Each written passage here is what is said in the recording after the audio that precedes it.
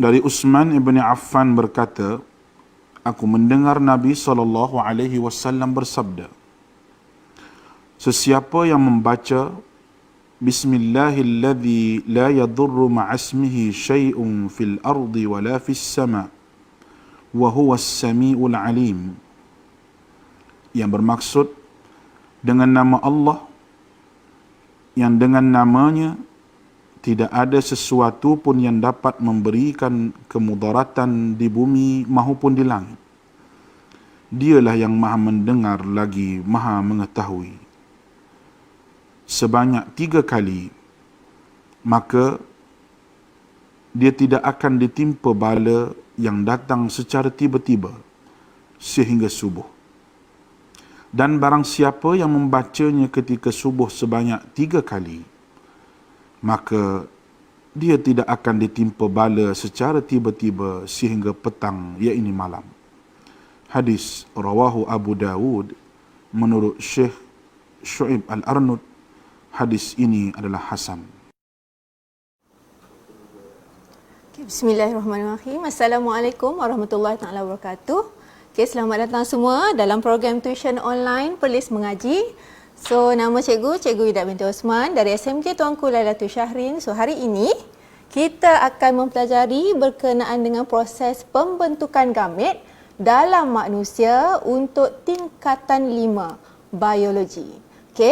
Jadi hari ini kita akan mempelajari ada 2 jenis, iaitu yang pertama sekali adalah berkenaan dengan penghasilan sperma dan yang kedua adalah berkenaan dengan bagaimana ovum dihasilkan. Jadi ini adalah proses pembentukan gamet dalam manusia.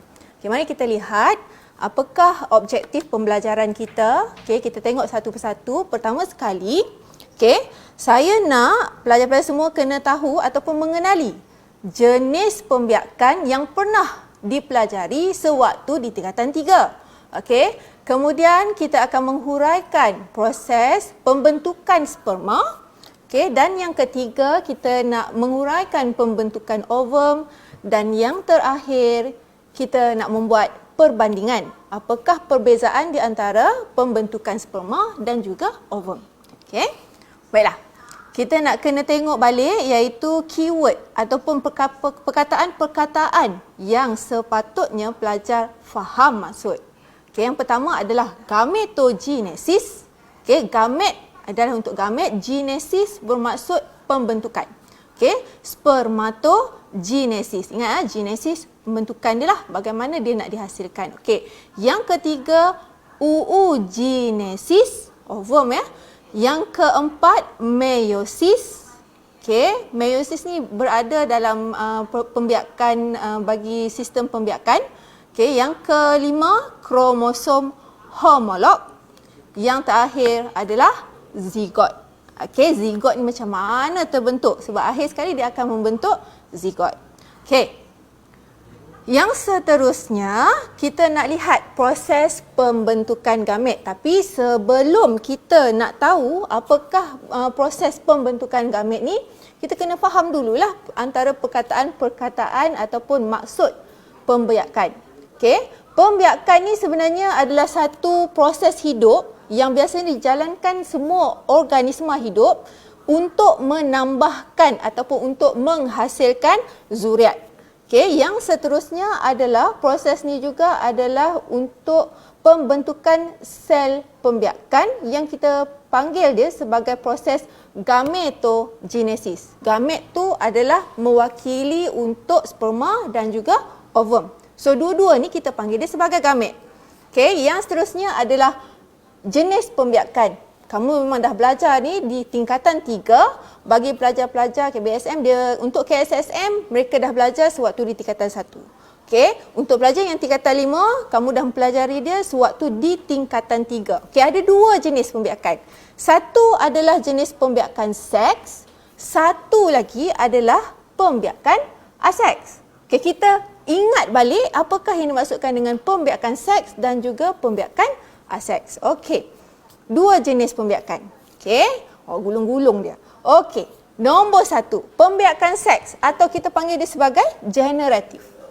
Okay, biasanya dia melibatkan gamet jantan dan juga gamet betina. So gamet jantan ni adalah, kalau untuk manusia kita panggil sperma. Untuk gamet betina kita panggil dia sebagai ovum. So kedua-dua ini akan melalui satu proses yang kita panggil dia sebagai proses persenyawaan. Maksudnya dia jumpa. Bila dia bertembung, so dia akan jadi zigot. Kita namakan dia sebagai zigot. Zigot yang diploid. Gamet ni sebenarnya tadi sebelum tu, gamet ni dia sebenarnya adalah haploid. So half. Haploid tu maksud half-half. Okey, kita gabung dia dua-dua, dia jadilah satu benda yang lengkap. Okey, yang keduanya adalah pembiakan aseks. Pembiakan aseks ni adalah satu pembiakan yang kebiasaannya kita tidak memerlukan gamet. Maksudnya dia satu individu. Kalau pembiakan seks, perlukan dua individu. Satu yang jantan, satu yang betina. Kalau manusia, satu perempuan, satu lelaki. Okey. Tapi kalau untuk pembiakan aseks, hanya satu individu. Ni biasanya dia pada tumbuh-tumbuhan. Ada juga pada mikroorganisma organisma seperti paramecium. Okey, ada juga untuk ameba. Okey, kalau untuk tumbuhan sebagai contoh pembiakan vegetatif secara potongan batang, lagi apa lagi? Ada banyaklah. Okey. So sekarang ni kita tengok pula yang seterusnya. Okey, gambar rajah di belakang itu adalah kariotip manusia yang ada color-color tu, ada warna-warni. So kalau kita lihat kariotip ni terdapat 23 pasangan. Ni 22, 23. Okey, kita nak lihat. Okey, sebelum kita lihat kepada kepentingan pembiakan, cikgu nak ingatkan balik pada pelajar tingkatan 5 bahawa kita sebelum ni dah mempelajari berkenaan dengan tajuk bagi proses pembahagian sel, iaitu proses mitosis dan juga meiosis. So mitosis adalah untuk proses pembahagian sel yang kita katakan dia mempunyai bilangan yang sama dengan induk. Tetapi untuk meiosis, dia akan membahagi sebahagiannya kepada dua bahagian. Kalau mitosis biasanya adalah diploid, tetapi meiosis akan menghasilkan haploid. Okey, anak yang haploid. Kalau untuk mitosis menghasilkan anak yang diploid. Meiosis anak yang haploid. Okey, kita lihat apakah kepentingan pembiakan ni. Yang pertama sekali adalah supaya kita nak pastikan spesies yang ada ni tak pupus. Okey, spesies yang ada ni tak pupus, itu yang penting. Okay, yang kedua adalah supaya terdapatnya generasi baru yang bervariasi. Okay, yang bervariasi terhasil daripada proses pindah silang dan penggabungan semula pada kromosom homolog. Okay. Yang ketiganya adalah untuk bertujuan menurunkan maklumat genetik kepada generasi baru. Okay, ini kita fokuskan kepada bahagian pembiakan manusia. Okay, so the next one, okay, keempat adalah untuk mengekalkan bilangan kromosom dari satu generasi ke satu generasi. Bayangkanlah jika kromosom tu, okey, kromosom tu dia tak ada pembahagian kepada haploid. Okey, kalau kita ada 23 pasangan kromosom, manusia ada 23 pasangan kromosom. Bersama juga dengan 46 kromosom. Bayangkan kalau katakan kita punya kromosom tidak dibahagikan kepada separuh. Bayangkan sekarang ni kalau kamu generasi ke berapa dah ada berapa bilangan kromosom. Okey, dah tentulah bahagian setiap kromosom tu sebenarnya mengandungi maklumat genetik yang memberikan arahan kepada badan kita, iaitu supaya dia akan membentuk. Sama ada rambut kita nak ikal mayang, nak lurus, mata tu nak warna biru, nak warna coklat, okey, kulit ni nak warna apa. Okey, rupa bentuk kita lah. So dia ada membawa maklumat. Okey, yang seterusnya adalah nombor 5 untuk memastikan kemandirian hidup. Maksudnya kemandirian hidup ni usaha kita untuk beradaptasi dengan keadaan persekitaran supaya kita dapat survive. Okey, itu untuk kemandirian hidup. Okey, now kita nak lihat. Okey, kita nak lihat satu persatu sebelum kita nak pergi ke proses pembentukan bagi sperma dan juga ovum. Kena faham dahulu, apakah yang dimaksudkan dengan gametogenesis. So, macam cikgu cakap tadi, gametogenesis maksudnya pembentukan gamet. Okey, proses pembentukan sel pembiakan. Okey, dekat mana dia berlaku? Biasanya proses pembentukan sel pembiakan ni berlaku di dalam organ pembiakan. Okey, berlaku di dalam organ pembiakan sama ada lelaki ataupun wanita, ataupun nama lain bagi organ pembiakan tu kita panggil dia sebagai gonad. Perkataan gonad, G-O-N-A-D. Gonad ini adalah organ pembiakan. Okey, and sekarang ni kita nak lihat dulu. Okey, kalau kita nak tengok untuk dia punya proses dia, kebiasaannya, proses dia akan hasilkan gamet. Gamet ni mesti dalam keadaan yang haploid. Maksudnya separuh bilangan kromosom daripada induk. Mesti haploid. Okey, sebab kita nak pastikan bilangan kromosom dia ni dengan induk ni dari satu generasi ke satu generasi sentiasa mempunyai nilai ataupun bilangan yang sama. Sebab itu kita perlu bahagi kepada 2. Okey, bila kita buat penggabungan, barulah dia akan cukup menjadi 46 pasang kromosom. Okey, dia mestilah ni kalau seperti yang cikgu cakap lah tadi, kalau kata tak ada pembahagian ni, bayangkan apa yang kita jadi. Jadilah kecacatan, contohnya terlebih ekstra 2 jari ke. Okey, ataupun ada menjadi penyakit-penyakit lain, sindrom Down. Okey, kita tahu sebab dalam kromosom ni dia sangat dia punya ilmu dia sangatlah tinggi. Masih lagi kita belum mencapai yang paling tertinggi lagi untuk mengetahui apakah isi kandungan dalam arahan dalam kromosom ni. Okey. Alright. So kita nak teruskan seterusnya berkenaan dengan spermatogenesis. Macam cikgu kata, genesis bermaksud pembentukan ataupun satu proses untuk menghasilkan sperma. Okey, dan ianya berlaku di dalam testis, tak ada tang lain, mesti berlaku dalam testis.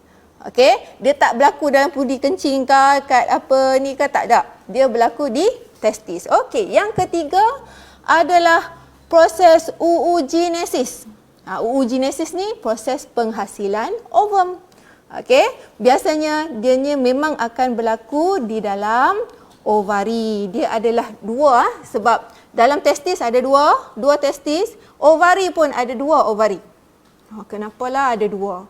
Okey, sebab ada 2-nya kerana dia nak meninggikan kebarangkalian supaya dapat menghasilkan generasi yang baru. So kita tengoklah. Okey, jom kita lihat pula. Okey, yang pertama sekali yang kita nak tengok berkenaan dengan pembentukan sperma, iaitu spermatogenesis. Okey, seperti yang kita tahu bahawa kita tengok dulu apakah organ-organ yang ada bagi proses spermatogenesis. Okey, yang pertama adanya ureter, pundi kencing, urethra. Okey, adanya skrotum, vesicle semen. Okey, ada kelenjar prostat, ada ductus sperma, epididymis, okey, ada testis dan juga bahagian sakar. Okey. Untuk pengetahuan, okey, testis ni dia berada di dalam skrotum. Tapi apa fungsi skrotum? Okey, skrotum ni dia berfungsinya adalah untuk mengawal suhu badan, okey, supaya dapat menghasilkan sperma yang sangat-sangat berkualiti. So, suhu yang diperlukan adalah di bawah 37 darjah Celsius. Kalau lebih daripada suhu tu, kebiasaannya sperma ni tidak akan dihasilkan dengan sangat berkualiti. Okey, maksudnya dia akan adalah jadi kepala 2, ekor dia bercabang ke, okey, dia tak sihat ke. Itu adalah dia punya keadaan suhu-suhu yang tertentu. Pemakanan juga adalah sangat penting bagi penghasilan sperma yang berkualiti. Okey, kita lihat untuk struktur testis yang seperti cikgu cakap tadi. Kita tahu bahawa proses untuk spermatogenesis dia berlaku di dalam testis. Okey, berlaku di dalam testis. Okey, ini kalau kita lihat gambar rajah ni, so ini yang ada berwarna merah ini kita panggil dia sebagai epididymis. Okey, yang ada saluran ini kita panggil dia sebagai vas deferens. Vas deferens ni adalah untuk menyalurkan sperma. Okey, dia akan salurkan sperma. Okey, dekat mana yang kita nak fokuskan sekarang ni? Okey, yang kita nak fokuskan sekarang ni adalah tubul seminiferus. Okey, yang ada di dalam testis. Okey, untuk tubul seminiferous ni sebenarnya di dalam testis ni terdapatnya lobus. Okey, dan lobus ini biasanya di dalam terdapatnya tubul berlingkar. Satu tubul yang berlingkar yang kita namakan dia sebagai tubul seminiferous. Okey, tubul seminiferous. So dekat sinilah terhasilnya sperma. Okay, kita nak tengok satu persatu macam mana sperma ni akan dihasilkan. Kejap lagi kita akan tengok daripada sel apa dia akan dihasilkan, sewaktu bila dia akan dihasilkan, dia akan hasilkan berapa banyak sperma. Okey. So kita pergi yang seterusnya adalah bahagian epididymis. Epididymis ni adalah sebenarnya pusat ataupun tempat simpanan sementara sperma. Okey, dia nak simpan dulu. Dah hasil mestilah ada tempat untuk penyimpanan. Takkan ada kilang, tak ada tempat untuk penstoran. Okey, so dia punya tempat simpanannya kita panggil dia sebagai epididymis. Okey. So, gambar rajah yang cikgu tunjukkan ni, ini adalah satu slide ataupun gambar rajah slide asli, original, bukan gambar biasa. Okey, bukannya gambar lukisan ke apa, tapi ini adalah yang asli, iaitu bahagian tubul seminiferous. Okey, tubul seminiferous. Cikgu pernah buat benda ni di universiti dulu. Okey. So, di sini kalau kita lihat, nampak tak? Okey, dekat mana ada sperma? Sperma ni kat sinilah. Di kawasan ini. Okey, di luar ini adalah sel germa primordium di luar ini.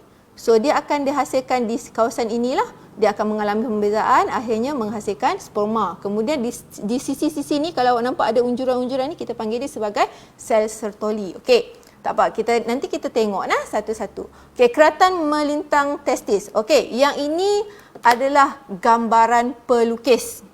Okey, gambaran pelukis. Okey, gambaran pelukis hasil daripada yang slide yang cikgu tunjuk tadi tu. Ini adalah gambaran lukisan. Kebiasaannya kita memang akan lukis baliklah apa yang dilihat di bawah mikroskop. Okey, sebab ini adalah slide histologi. So kita akan cuba lukiskan semula. Okey. Kita lukiskan semula, keadaannya adalah berbentuk begini. Okay, kalau kita lihat keadaan ini, okay, yang pertama sekali, kita adanya sel intestis. Okay, di ruang-ruang ini ada sel intestis. Okay, kemudian kita ada spermatosit primer. So, di sini adalah spermatosit primer. Sel germa primordium, cikgu lupa nak tulis. Ini adalah sel-sel germa primordium. Okay. Dan yang seterusnya adalah sperma. Sperma di sini. Okay. Adanya epithelium germa, okey, dan satu lagi adalah sel Sertoli. Cikgu lupa nak buat label kat sini. Sel Sertoli tu duduk mana ni? Ni. Yang ada unjur macam jejari ni, ini kita panggil dia sebagai sel Sertoli.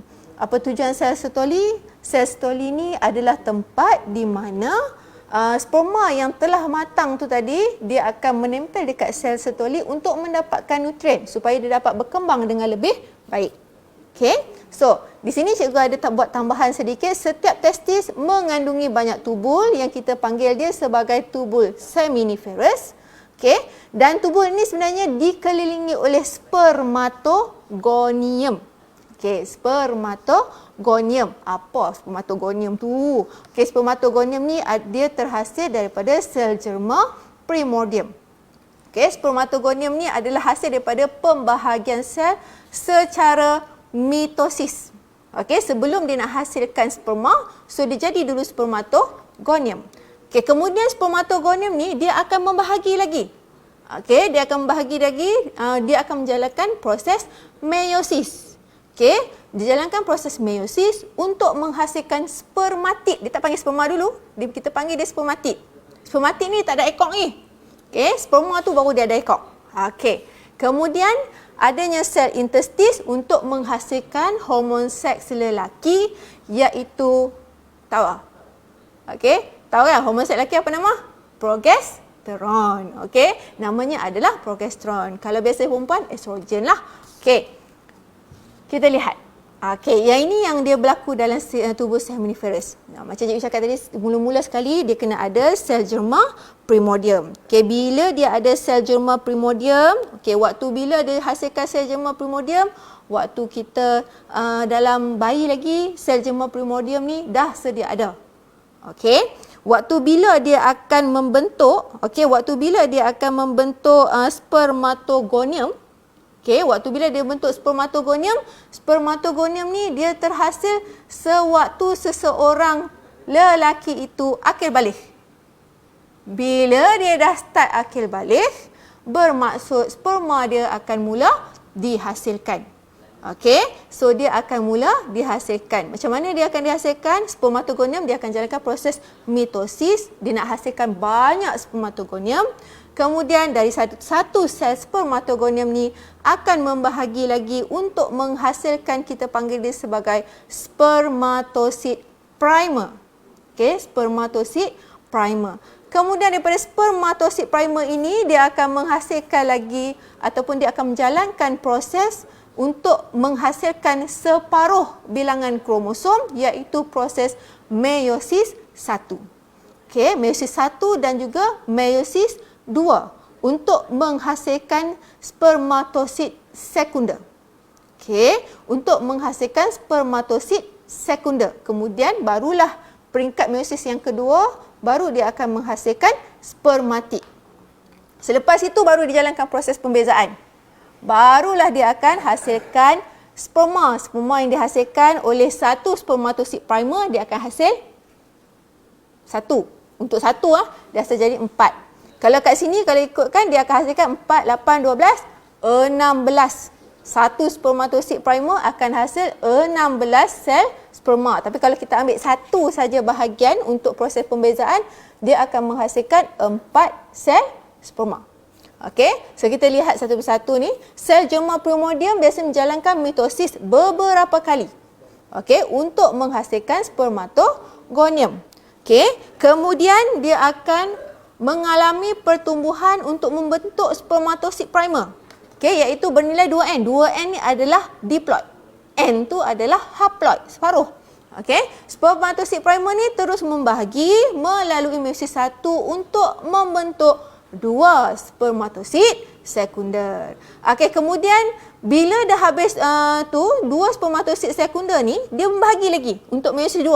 So dia akan hasilkan 4 sperma. Spermatid, bukan sperma. Kita panggil dia spermatid, tak nama sperma lagi. Kita panggil dia spermatid.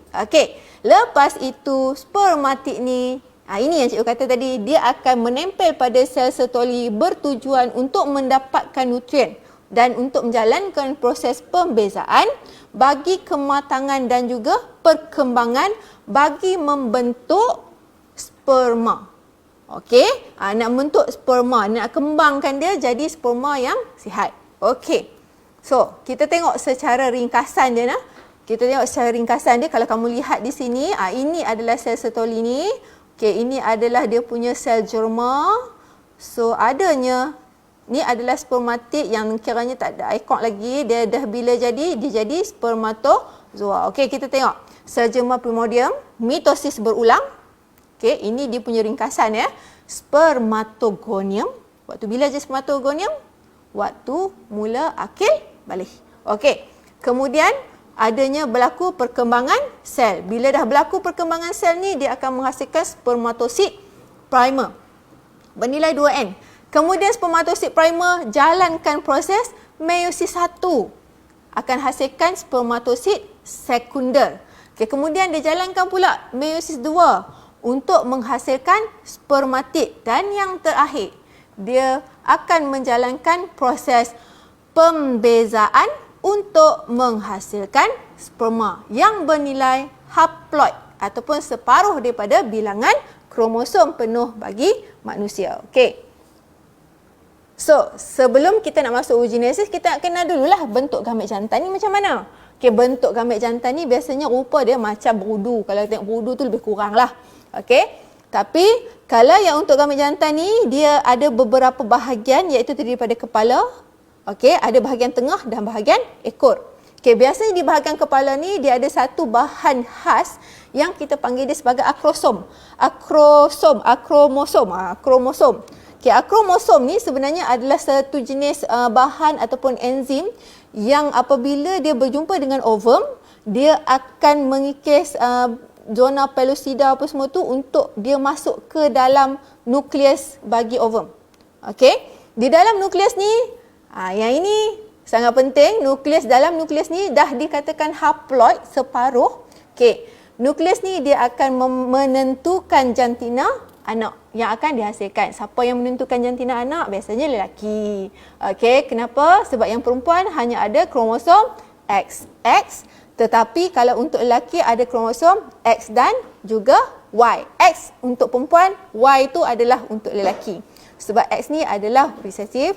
Jadi kalau biasanya pembentukan untuk perempuan XX, kalau untuk lelaki XY. So 50%, 50% kebarangkalian untuk menjadi anak lelaki atau anak perempuan. So penentunya lelaki lah. Okey. So di dalam ini juga kat bahagian tengah ni terdapatnya mitokondria. Okey. Di dalam mitokondria ni, kenapa ada mitokondria di bahagian tengah? Tujuannya adalah supaya dia dapat menghasilkan tenaga untuk sperma ni pergi dekat ovum. Okey, untuk dia berenang. Dia nak jana apa? Dia nak jana ekor dia ni. Okey, supaya ekor dia ni dapat bergerak pergi ke ovum. Okey. So, perjalanan sperma ke ovum, so kita lihat tempat sperma matang dihasilkan testis, disimpan di epididymis. Okey, dia kemudian dibawa ke vas deferens. Okey, kemudian vesikel semen ni menghasilkan mukus, adanya kelenjar prostat. So, kelenjar prostat ni sebenarnya menghasilkan semen, dan akhirnya zakar ni adalah untuk menyalurkan sperma ke perempuan. So, kalau nak tahu, kalau lelaki ada dua bahagian, okey, satu bahagian zakar dan satu lagi bahagian dubur. Kalau perempuan dia ada 3 bahagian. Tempat membuang air kecil, tempat untuk sperma dimasukkan, dan yang ketiga ada bahagian dubur. So, perempuan ada 3, lelaki ada 2. Bayangkanlah bayi yang dilahirkan dekat yang perempuan melahirkan seorang bayi itu, macam manalah perasaan dia kan. Bayangkan kepala tu besar, boleh keluar. Boleh keluar. Okey, patutnya kamu menghargailah ibu kamu yang telah melahirkan kamu. Okey, next kita nak tengok pembentukan ovum. Okey, sekarang ni kita nak tengok bagi proses pembentukan ovum, iaitu oogenesis. So kita tengok dulu bahagian pembiakan wanita. Apakah yang ada? Okey, dalamnya adanya corong oviductus, ovari. So kalau kita lihat, perhatikan ovari ada kiri dan kanan, dan sebenarnya ovari ini dia tergantung sahaja.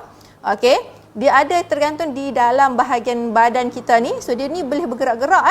Okey, adanya cervix, faraj, kemudian ada uterus. Uterus ni adalah tempat di mana bayi akan duduk. Okey, kita adanya follicle primer, kita ada follicle sekunder. Okey, so sekarang kita nak tengok oogenesis ni berlaku dalam ovari.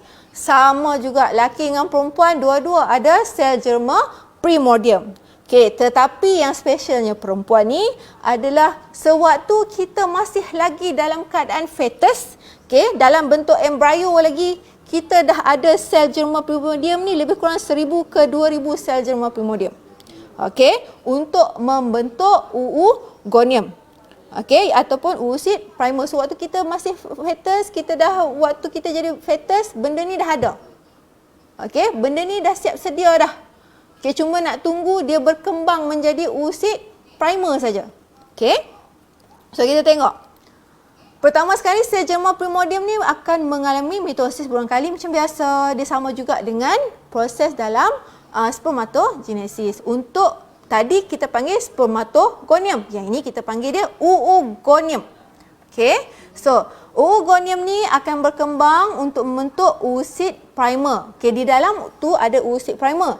Di luar oocyte primer ni dikelilingi oleh sel folikel. Di dalam sel folikel tu adanya oocyte primer. So, sebab itu kita kenali kedua-dua bahan ni, kita panggil dia sebagai follicle primer. Okey.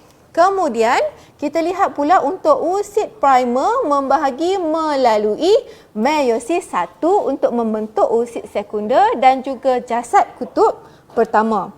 Okey.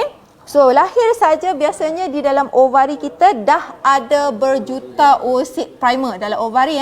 Untuk perempuan dalam fetus kita lahir je, di dalam tu terdapat berjuta oocyte primer. So macam saya cakap tadi, oocyte primer dah memang sedia ada. Kalau yang lelaki tadi, dia membentuk spermatogonium. Tetapi untuk perempuan yang lahir sebelum dia akhir balik, dia ada dah oocyte primer. Okey, cuma dia nak berkembang menjadi oocyte sekunder saja. Okey. Kemudian perlulah adanya hormon yang akan dapat merangsangkan dia, iaitu hormon perangsang folikel apabila akhir balik.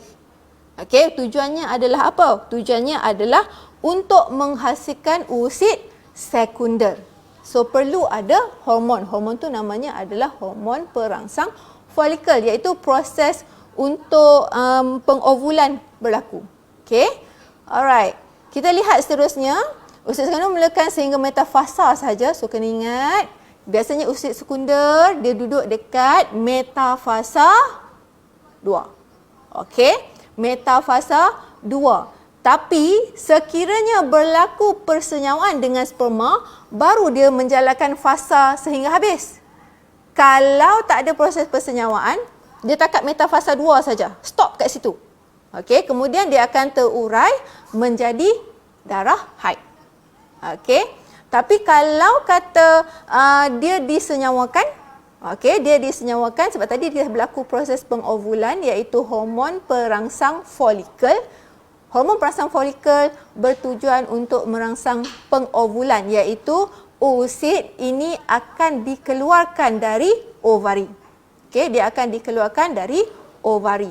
So dia keluar masuk ke dalam tiub falopio. Okey. So kita tengok secara ringkasan lagi, untuk sel germa primordium, mitosis berulang.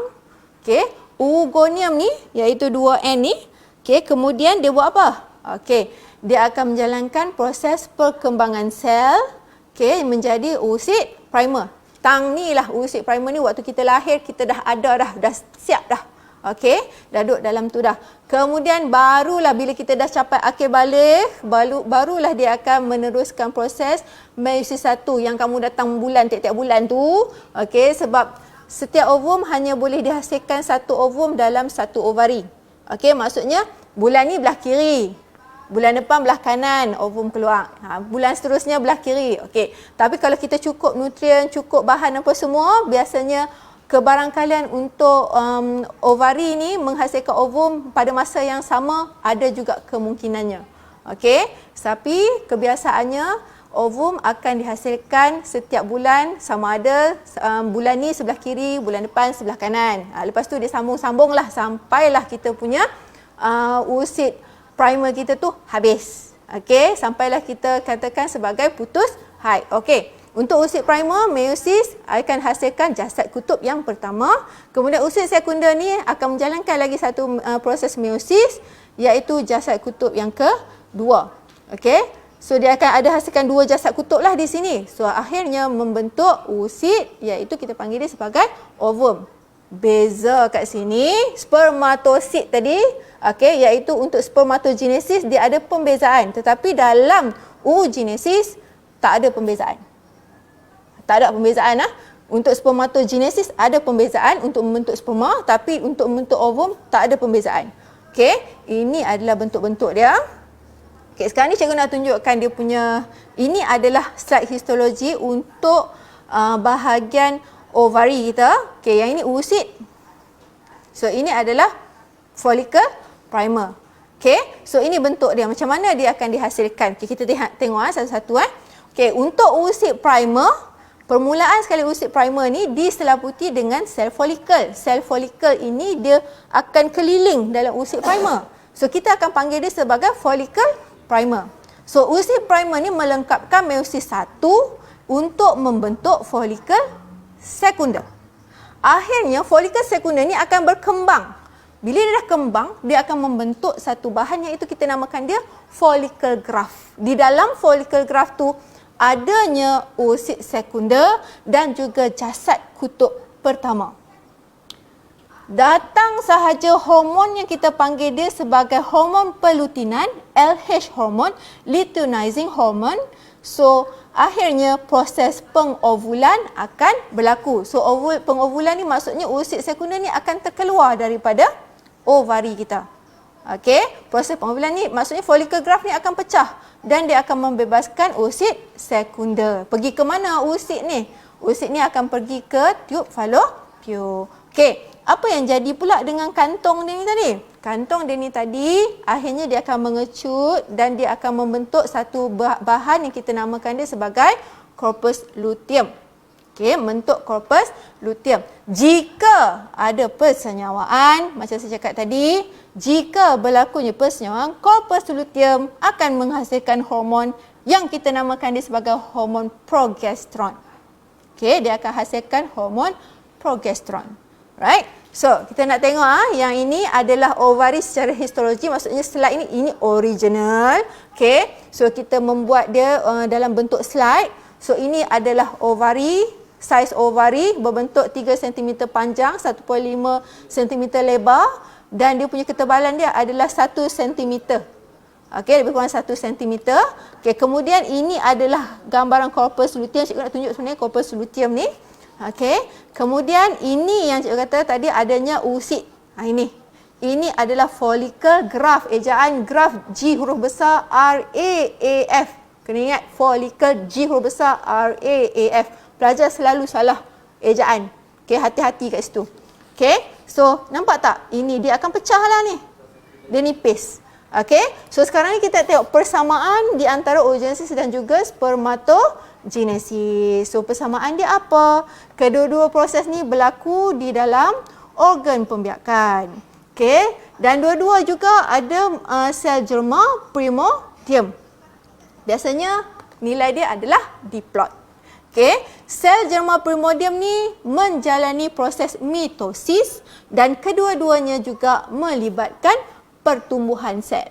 Okey, keduanya melibatkan pertumbuhan sel. So, ini adalah gambar rajah mikrograf bagi ovum. Okey, cantik kan? Ini adalah gambar rajah untuk ovum, memang sangat cantik.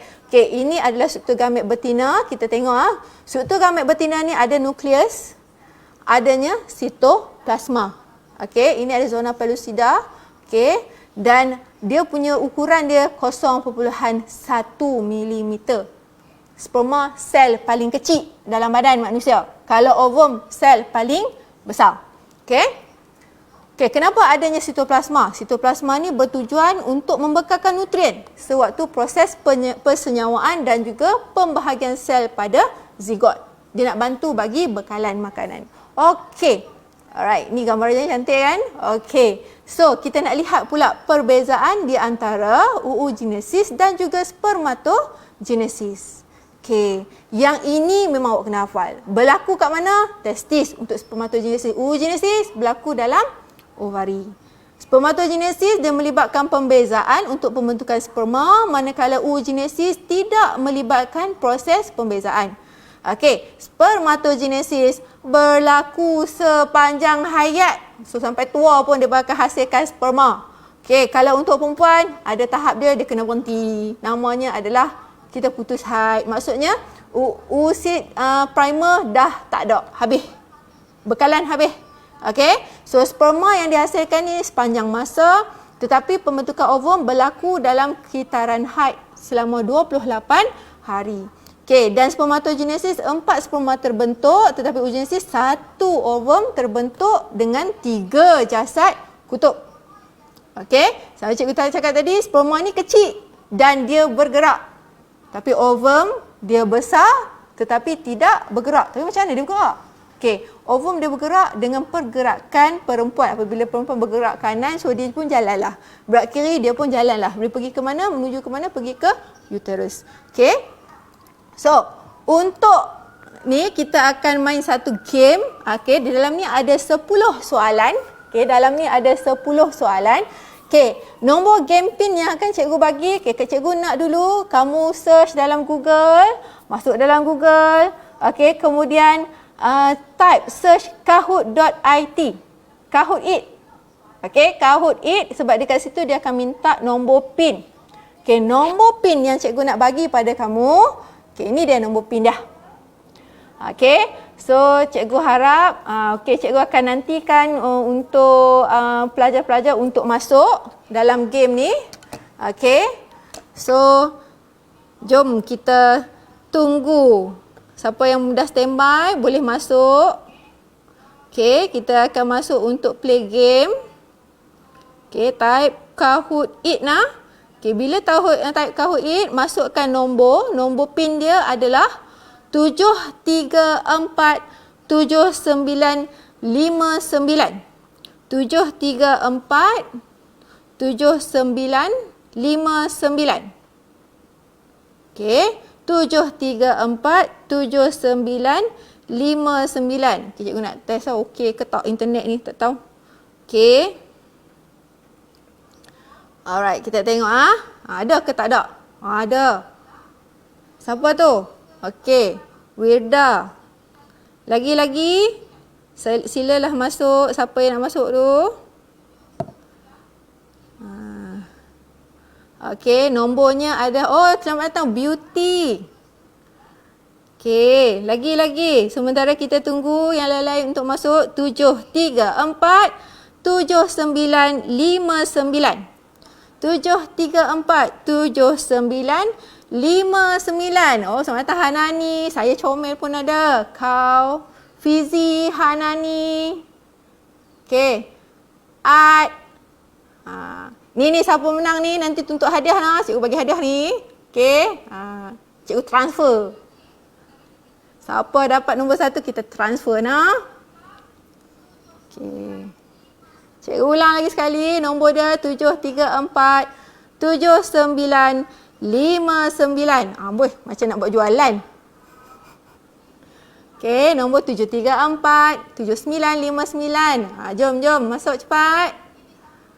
Okey, 15 orang. 15 kita jalan. Boleh 15 orang kita jalan. 734 7959. Okey, cara nak masuk, kamu type saja dekat Google Kahoot It dan masukkan nombor PIN 734 7959. Okey. Jom. Okey, dah nak sampai 15 orang. Kejap lagi saya akan mulakan. Alright. So, cikgu rasa kita boleh mulakan kod game. Masuk seorang lagi, kita masuk. Kita on Okey. Okey, kalau siapa yang guna handphone, siapa yang guna handphone, so dalam handphone tu nanti dia akan keluar nombor saja, dia akan keluar warna saja. Okey, tapi kalau kata kamu nak tengok soalan, boleh pergi balik ke Facebook punya tu, kita tengok soalan ataupun cikgu akan bacakan soalan tersebut. Okey? Cara dia kalau guna handphone dia macam tu. Kalau guna laptop insya-Allah okey. Tak ada masalah. Alright. Okey, so kita akan mulakan permainan kita hari ini. Selamat datang kepada semua. Okey, kita mulakan.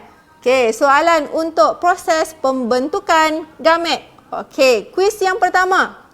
Berikut adalah tujuan pembiakan kecuali warna merah menghasilkan individu baru, warna biru mengelak kepupusan, warna oranye memastikan kemandirian dan kesinambungan spesies, warna hijau mengelak pergaduhan.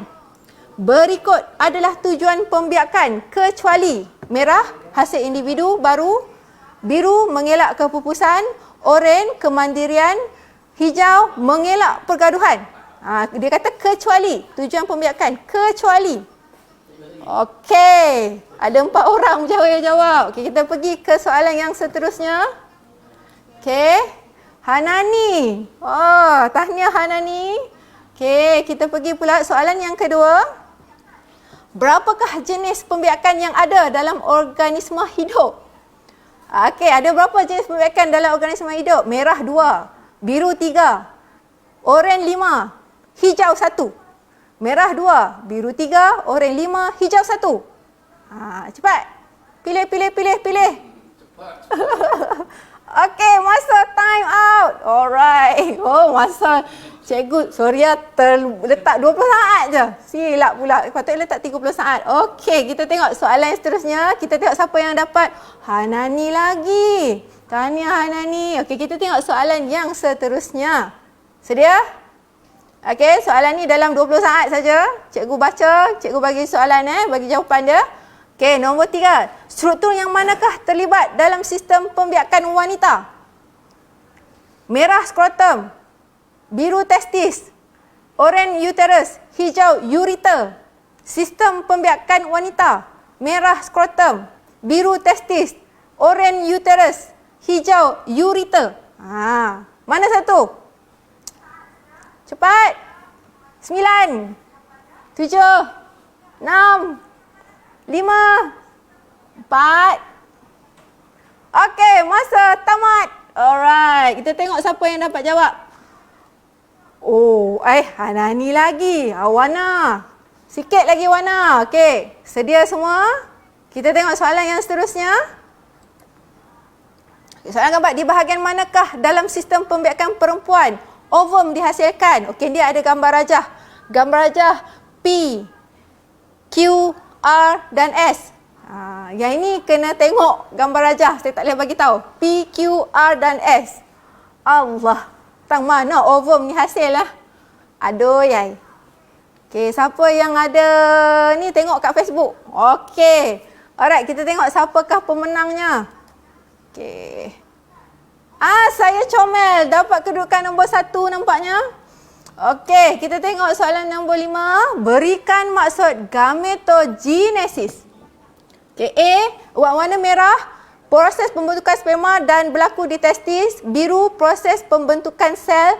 Oranye, proses pembentukan ovum dan berlaku dalam ovari. Hijau, proses pembentukan sel pembiakan.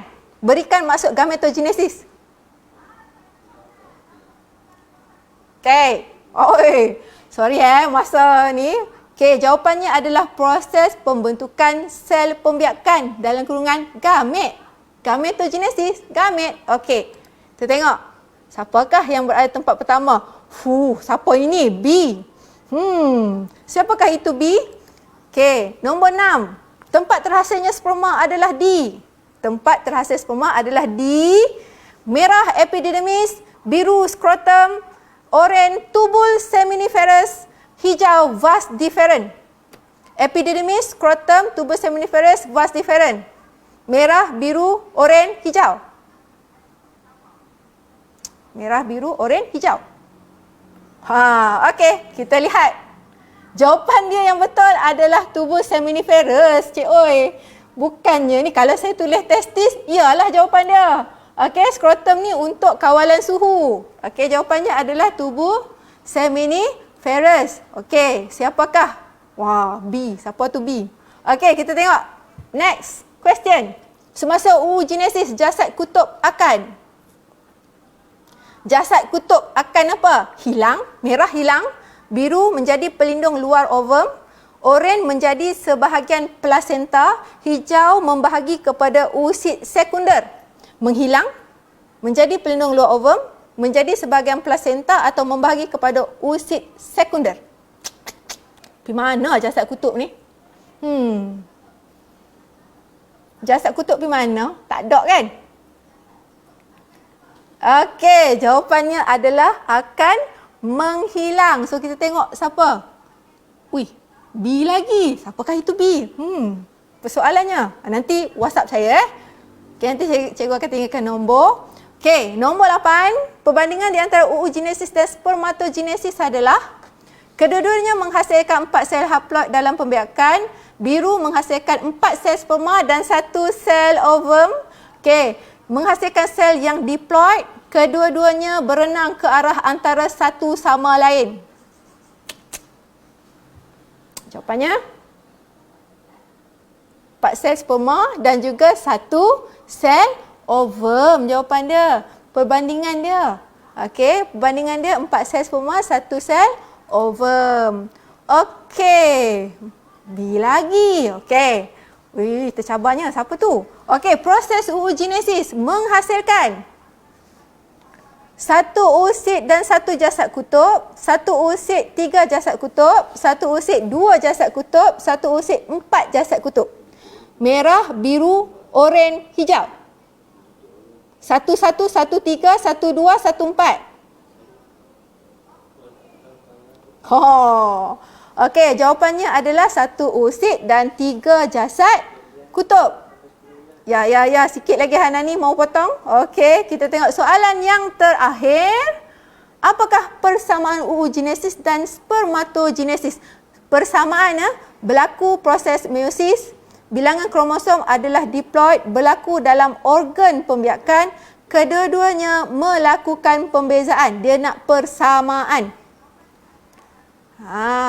Berlaku dalam organ pembiakan warna merah meiosis, Biru kromosom diploid, oranye organ pembiakan, hijau pembezaan. Mana satu? Okey, persamaan persamaan bukan perbezaan. Okey, jawapan dia adalah berlaku dalam organ pembiakan. Okey, jadi orang yang mendapat tempat yang pertama, nombor 3 adalah saya, Comel. Nombor 2 Hanani. Okey. Hanani, dan nombor 1 adalah B. Okey, yang dapat B, yang ada dapat ni, sila hubungi saya di nombor talian 019-277-4225 ataupun lihat dalam Facebook cikgu, Facebook Widat Osman. Okey. Sila hubungi cikgu kontak cikgu ya. WhatsApp cikgu. Okey, tahniah kepada pemenang-pemenang. So, cikgu rasa setakat ini sahaja pembelajaran kita pada hari ini. Cikgu terima kasih pada pihak MAIP dan juga pihak JAIZ atas MAIP dan juga JAIB. Okey, dengan kerjasama Kerajaan Negeri Perlis dan juga Jabatan Pendidikan Negeri Perlis kerana telah menganjurkan satu program yang sangat baik, iaitu program tuition online Perlis Mengaji. Okey, dengan itu cikgu ucapkan sekian terima kasih dan selamat Hari Raya. Sekian, wabillahi taufiq wal hidayah. Assalamualaikum warahmatullahi wabarakatuh.